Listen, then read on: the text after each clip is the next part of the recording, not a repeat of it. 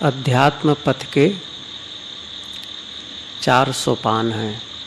पहला है लक्ष्य का निर्धारण, दूसरा है संकल्प, तीसरा है आत्मचिंतन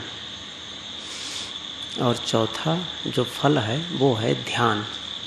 लक्ष्य का निर्धारण बहुत आवश्यक है। हमें कहाँ पहुँचना है, चलते समय ये निर्धारित ना हो कि हमें कहाँ पहुँचना है तो बहुत परिश्रम करके भी हम पहुँच नहीं पाएंगे। ख्याल करें उस आदमी की बात जो 1 किलोमीटर पूरब चलता है, 1 किलोमीटर पश्चिम चलता है, फिर पूरब फिर पश्चिम, कहाँ पहुँचेगा? चलने के पहले निर्धारित कर लें कि कहाँ चलना है। साहब ने कहा है कि नाव न जाने गांव का भूला मारक जाए, काल गड़ेगा कांटा अगमन खसी कराए। किसी आदमी से पूछो, किसी राहगीर से पूछो कि भैया तुम्हारा नाम क्या है, कहाँ जा रहे हो? तब वो कहे कि न तो मुझे अपने नाम का पता है और न ही ये पता है कि मैं कहाँ जा रहा हूँ। हम कहेंगे कैसा पागल है। लगभग दशा हम लोगों की यही है, न अपने आप का सुध बुध है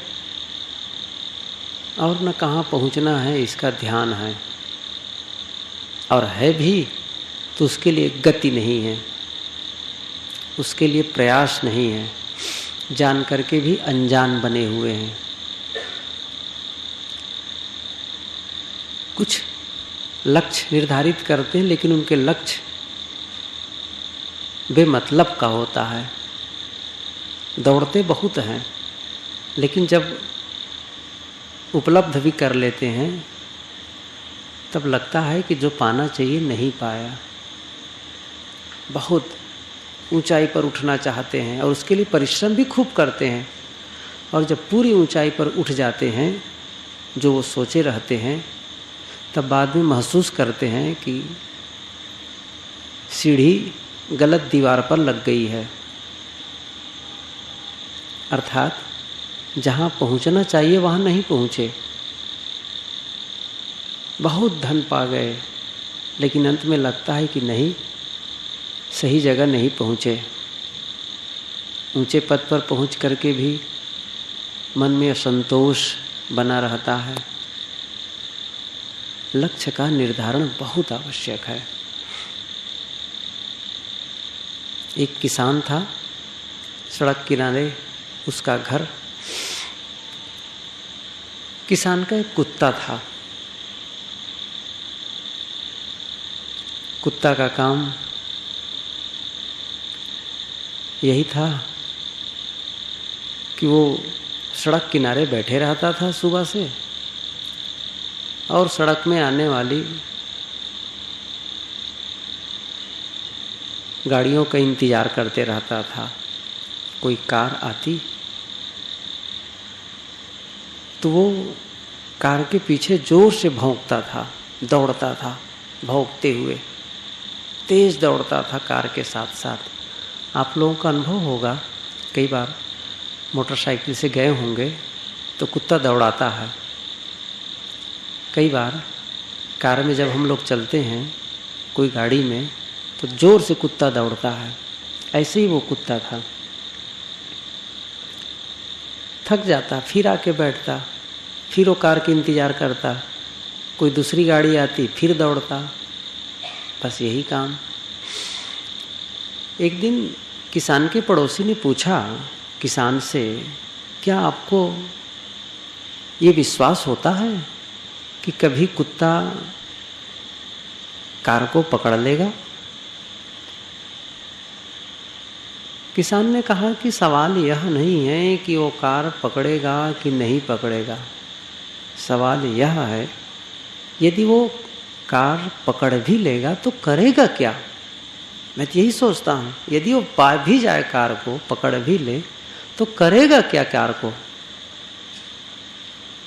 बहुत लोगों की यही दशा है, जब वो पा जाते हैं तो भी निरर्थक। करेगा क्या? कार खड़ी हो जाएगी मान लो, और वो क्या करेगा? चबाएगा उसको? निरर्थक, बेमतलब लक्ष्य। हमें लक्ष्य का निर्धारण कर लेना चाहिए कि हमें कहाँ पहुँचना है, पूरा अवगत हो। सद्गुरु विशाल देव ने कहा है, बंधन छिपे न जाहि से मुक्ति ताहि को दृष्टि, और बंधन जही अनुभव नहीं तही को मुक्ति अदृष्टि। बंधन छिपे न जाहि से मुक्ति ताहि को दृष्टि। जो बंधन को देखता है वो मोक्ष को देखता है। जिसे बंधन अनुभव नहीं है वो मोक्ष को क्या देखेगा?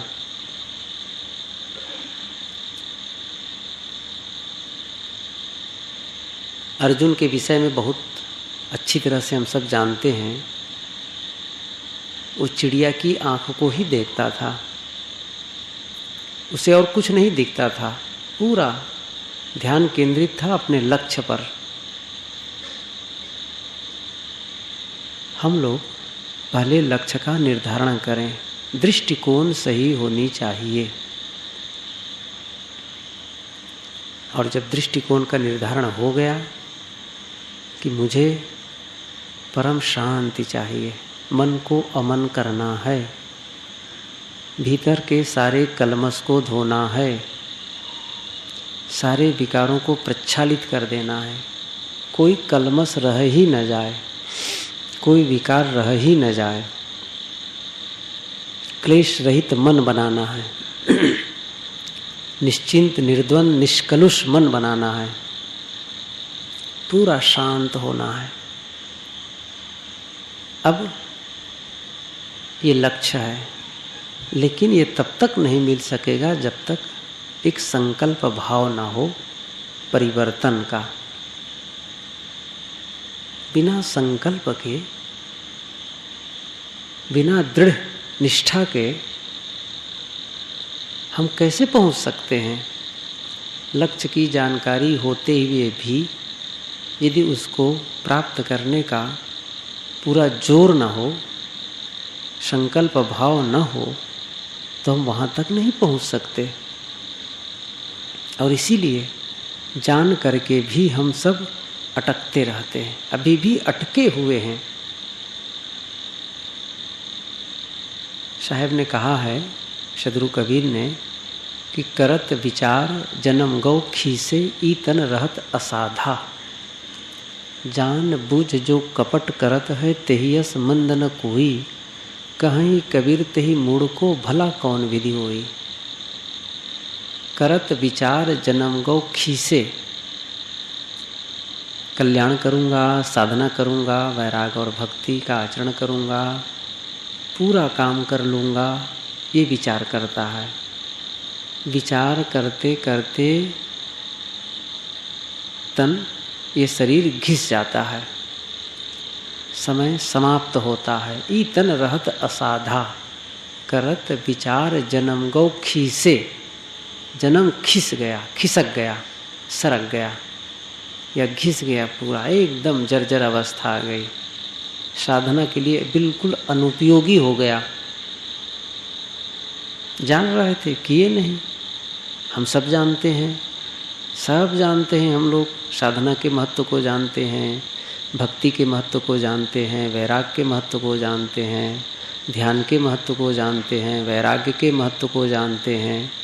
फिर भी जान करके हम अनजान बने हुए हैं। सद्गुरु विशाल देव ने कहा है कि जो कीमत पद की लखै करे निरादर भूल, मन रुज होय न नाशते ही अधिक अधिक दय शूल। जो कीमत पद की लखै, वो तो भक्ति प्रसंग है, लेकिन पद कहें, आत्म पद भी कह सकते हैं। कल्याण दशा, जो कीमत पद की लखै करे निरादर भूल, और उसका निरादर करता है भूलवश, तो मन रुज, मन का जो मैल है, पाप है, नाश नहीं होता है। अधिक अधिक दैशूल, अधिक अधिक और अधिक अधिक पीड़ा देता है। इसलिए आवश्यक है संकल्प भाव, बदलने का भाव होना चाहिए। और ये नहीं होगा तो परिवर्तन नहीं होगा। हम अपनी मंजिल तक नहीं पहुंच पाएंगे। कहा जाता है, घटना है, अमेरिका का एक अरबपति जिसका नाम था जोन्स, एक बार वो विक्षिप्त हो गया। बहुत दवाई, न जाने वो क्या क्या दवाई और इलाज करवाया, सब पैथी कर डाला। अनेकों मनोचिकित्सक के पास गया, ठीक नहीं हुआ। किसी ने कहा, एक बड़े मनोचिकित्सक का नाम बताया, बहुत प्रसिद्ध, और सचमुच वो बहुत ही काबिल चिकित्सक था, मनोचिकित्सक। नाम सुना, उनके पास गया। दरबान ने कहा कि अभी महीना भर उनको छुट्टी नहीं है, महीने भर बाद आइए। अब आप सोचिए, महीने भर बाद अरबपति बहुत भन्नाया, झुंझलाया, क्या कर सकता था, लौट गया। महीने भर बाद पहुंचा।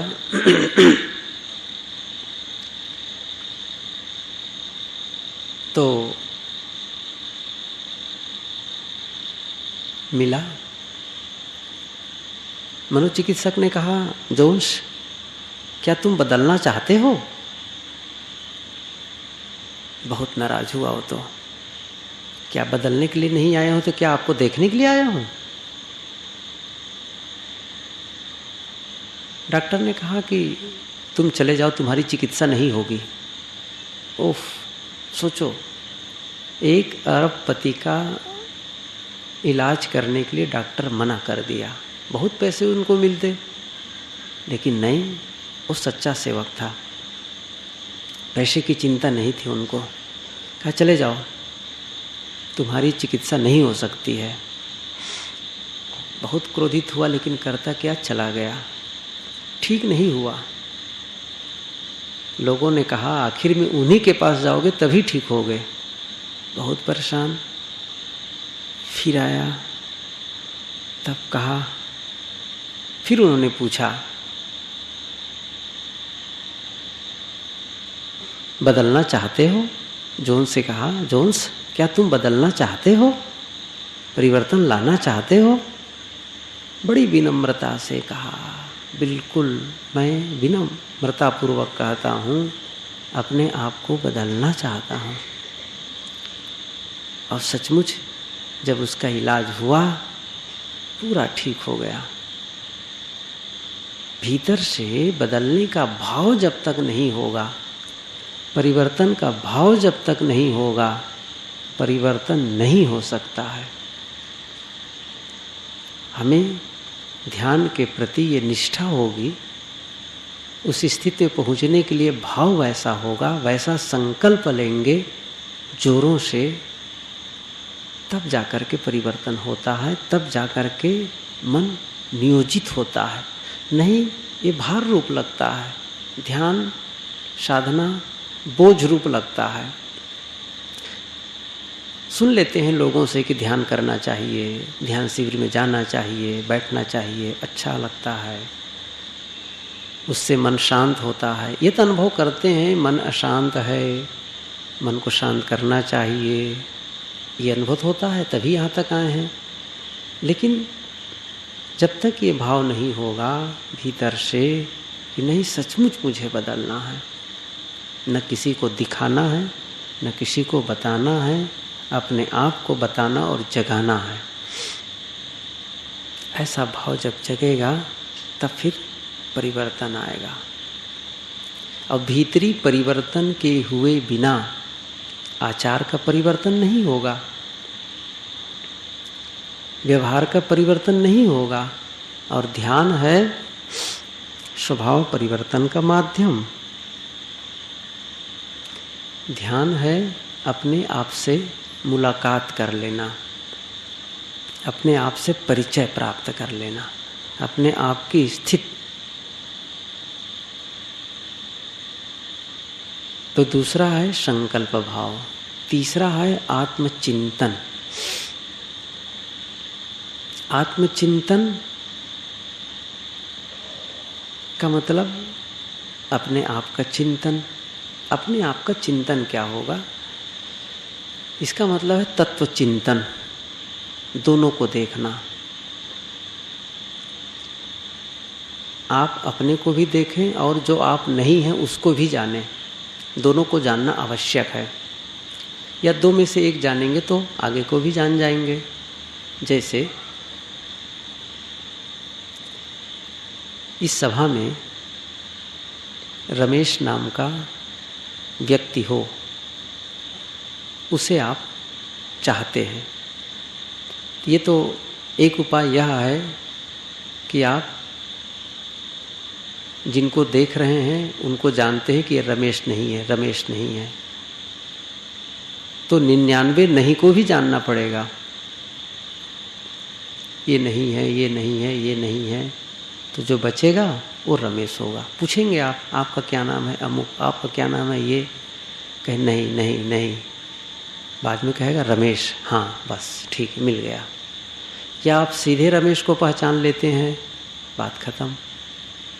दोनों को जानना पड़ेगा। इसीलिए पारखी संत जड़ और चेतन, जड़ और चेतन की परख कराते हैं। जड़ चेतन दोनों का बोध होना चाहिए।